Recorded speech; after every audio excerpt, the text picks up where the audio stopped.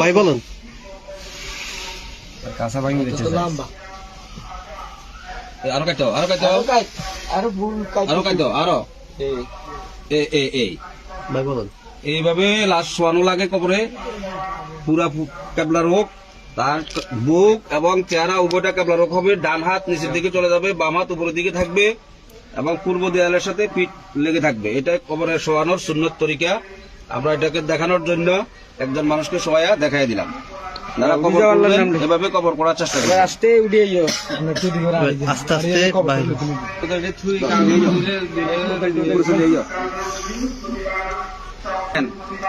মারি টানার সময় তো আর করে দিলে ভালো। আচ্ছা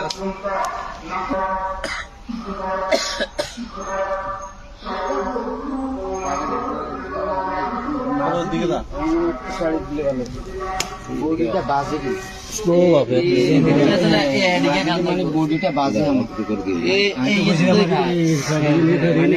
ভাই হিন্দি ফার কম দেন বালা